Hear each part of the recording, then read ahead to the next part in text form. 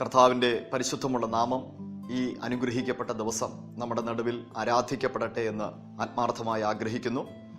RBN നെറ്റ്വർക്കിൽ കൂടി കർത്താവിൻ്റെ വചനമായിട്ട് നിങ്ങളെ അഭിസംബോധന ചെയ്ത് സംസാരിപ്പാൻ കർത്താവ് ഒരുക്കുന്ന അവസരങ്ങളെ ഓർത്ത് ദൈവത്തിന് സ്തോത്രം.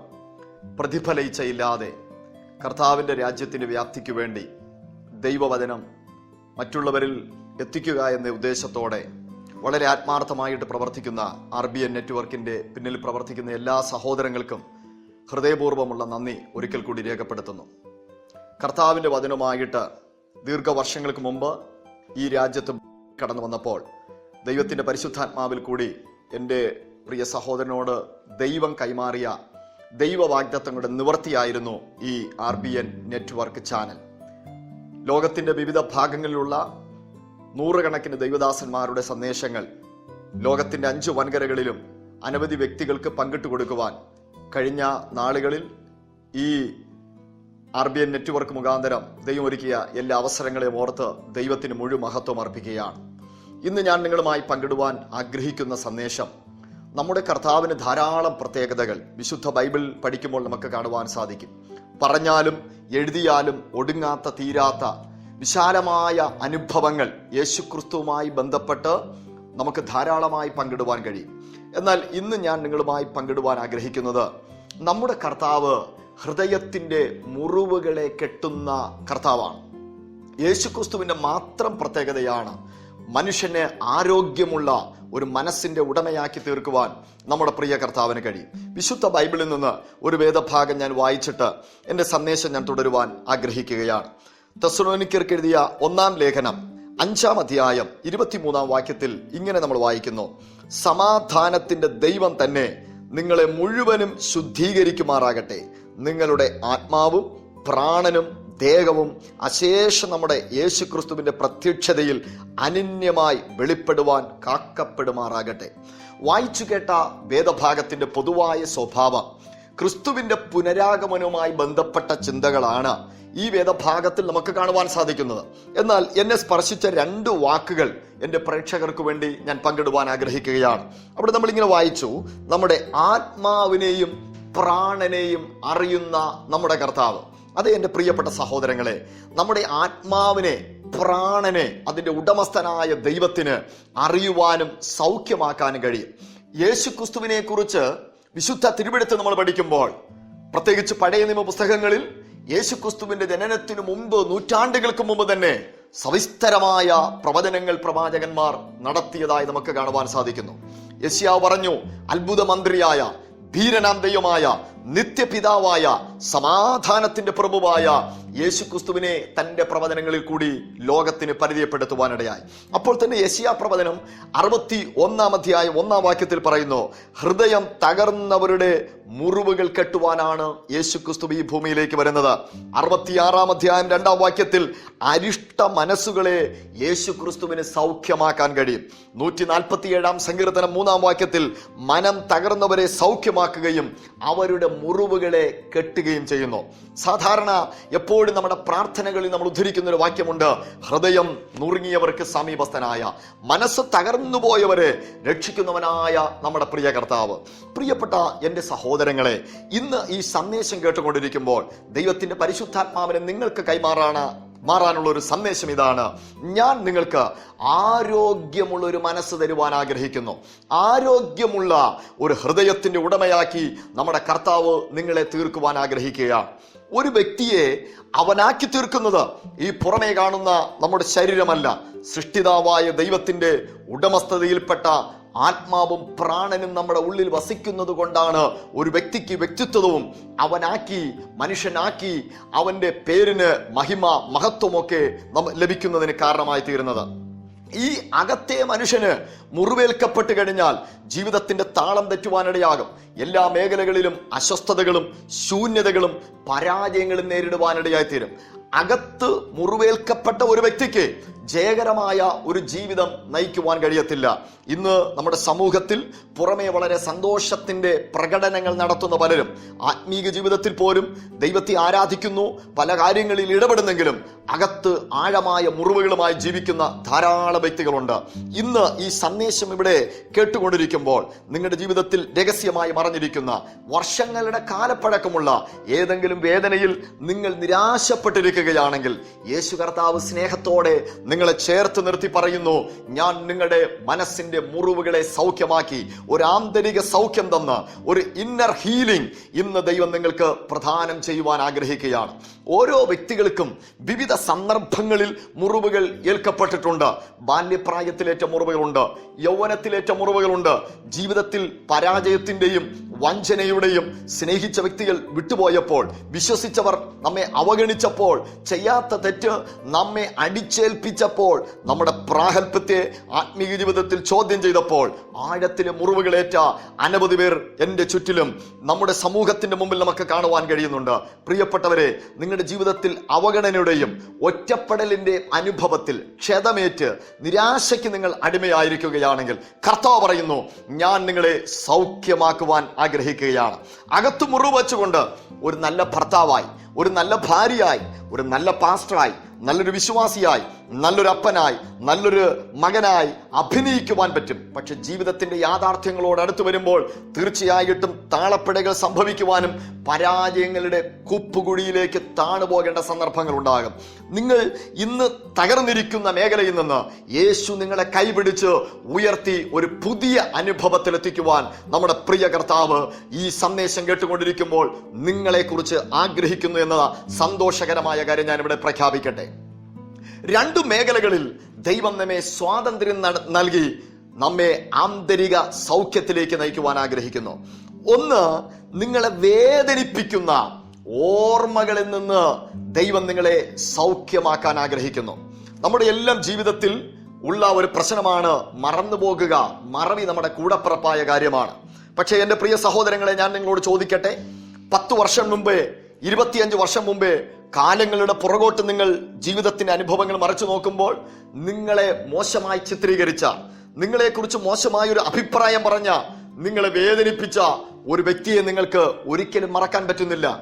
പ്രാർത്ഥിക്കുവാൻ വേണ്ടി ഇരിക്കുമ്പോൾ, ഒരു നല്ല കാര്യത്തിന് തുടക്കം കുറിക്കുമ്പോൾ, ഒരു മുന്നേറ്റത്തിന് വേണ്ടി തയ്യാറാകുമ്പോൾ ദൈവം നിങ്ങളോട് പറഞ്ഞ വാഗ്ദത്തങ്ങൾ പ്രാപിപ്പാൻ പ്രാർത്ഥനാ നിരതരായി ദൈവത്തിന്റെ സന്നിധിയിലിരിക്കുമ്പോൾ ഒരു ഭിത്തിമേൽ ഒരു ചാർട്ട് തൂങ്ങിക്കിടക്കുന്നത് പോലെ, ഒരു കലണ്ടർ നിങ്ങളുടെ വീട്ടിന്റെ ഭിത്തിയിൽ തൂക്കിയിട്ടിരിക്കുന്നത് പോലെ, ഒരു പിക്ചർ നിങ്ങളുടെ മുമ്പിൽ പ്രൊജക്ട് ചെയ്ത് നിൽക്കുന്നത് പോലെ ചില വ്യക്തികളുടെ മുഖങ്ങൾ, നിങ്ങൾ കടന്നുപോയ ചില ദിവസങ്ങൾ, നിങ്ങൾ കേട്ട ചില വാക്കുകൾ ജീവിതത്തിൽ മറക്കാൻ പറ്റാതെ വല്ലാതെ നിങ്ങളെ വേട്ടയാടിക്കൊണ്ടിരിക്കുകയാണ്.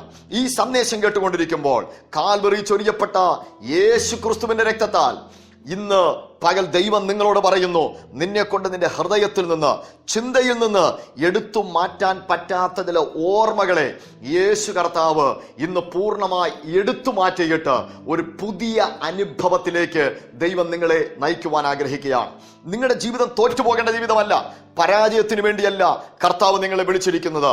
ഈ സന്ദേശം കേട്ടുകൊണ്ടിരിക്കുമ്പോൾ ദൈവത്തിന്റെ പരിശുദ്ധാത്മാവ് ശക്തമായി പറയുന്നു, നിങ്ങൾ സ്വയം ചെറുതായി നിങ്ങളെ തന്നെ ശപിക്കുന്ന ആ വാക്കുകളെ നിങ്ങളുടെ അധരത്തിൽ നിന്ന് എടുത്തു മാറ്റിയിട്ട് സന്തോഷകരമായ ഒരു നല്ല അനുഭവം എൻ്റെ ജീവിതത്തിൽ ദൈവം തരുമെന്ന് അടിവരയിട്ട് ഉറച്ചു വിശ്വസിക്കുവാൻ ദൈവത്തിന്റെ പരിശുദ്ധാത്മാവ് പറയുകയാണ്.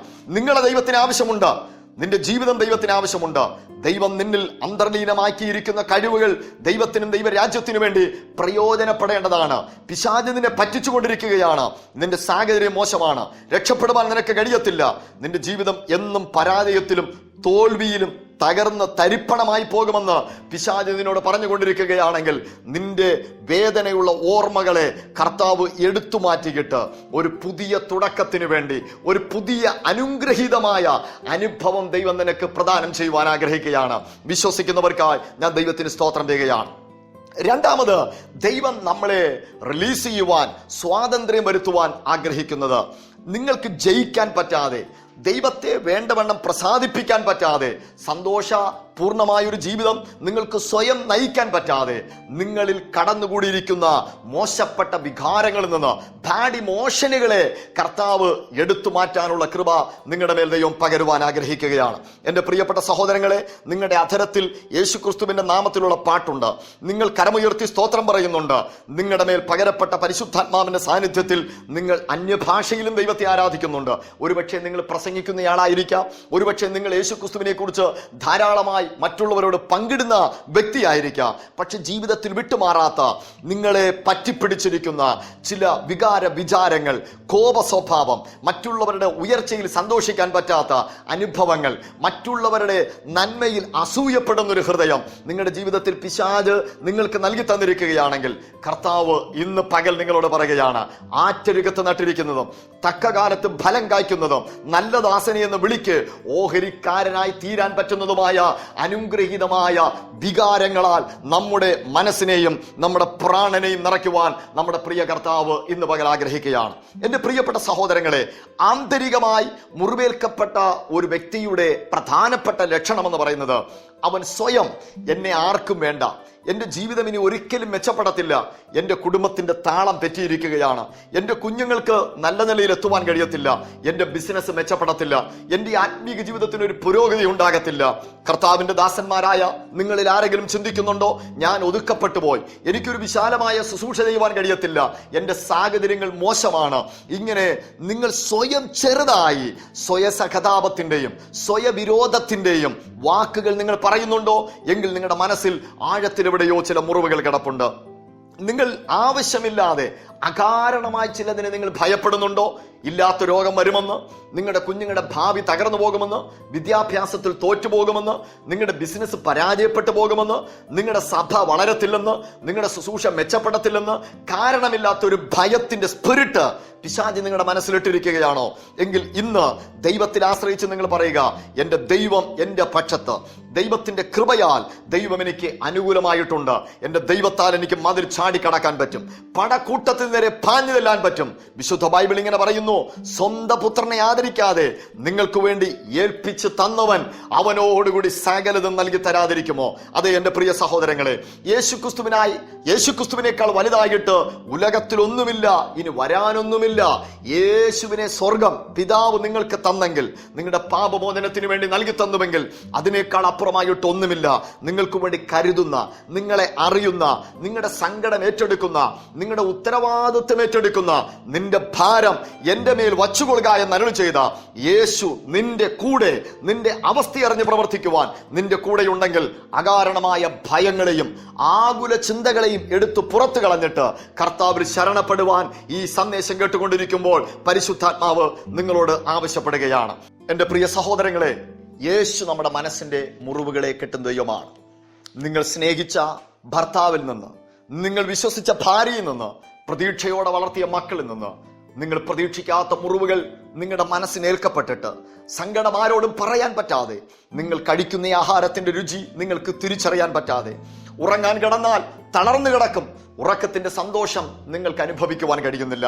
വല്ലാതെ ബൈബിൾ ഭാഷയിൽ ഒരു പുകയത്ത് വെച്ച തുരുത്തി പോലെ ഒരു ശൂന്യ അവസ്ഥയിൽ കൂടിയാണ് നിങ്ങളുടെ ജീവിതം മുന്നോട്ട് പോയിക്കൊണ്ടിരിക്കുന്നെങ്കിൽ യേശു നിന്നെ ചേർത്ത് നിർത്തി പറയുന്നു, എൻ്റെ പ്രിയ മകനെ, എൻ്റെ പ്രിയ മകളെ, നീ എനിക്ക് വിലപ്പെട്ടവനാ, നീ കർത്താവിന് മൂല്യമുള്ള ഒരു വ്യക്തിയാണ്. ഉലക സ്ഥാപനത്തിനു മുമ്പേ നിന്റെ അമ്മയുടെ ഗർഭപാത്രത്തിൽ നീ ഉരുവാകുന്നതിനു മുമ്പേ നിന്നെ പേർ ചൊല്ലി വിളിച്ച കർത്താവ് നിന്നെ അറിയുകയാണ്.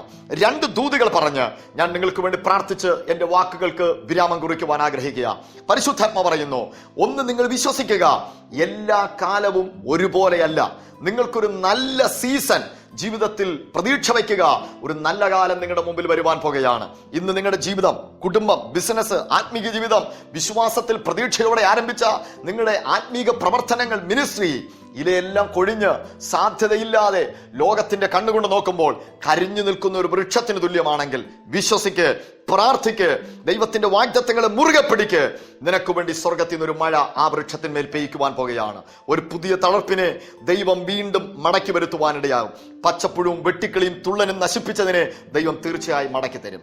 നിങ്ങൾ ആന്തരികമായ ഒരു സൗഖ്യവും ആരോഗ്യമുള്ള ഒരു മനസ്സിന്റെ ഉടമയായി ജയകരമായ ജീവിതം നിങ്ങൾ പ്രതീക്ഷിക്കുന്നുവെങ്കിൽ ഏറ്റവും പ്രധാനപ്പെട്ട കാര്യം നിങ്ങളുടെ കർത്തൃത്വം കർത്താവായ യേശു ക്രിസ്തുവിന്റെ കയ്യിലേക്ക് കൊടുക്കുക.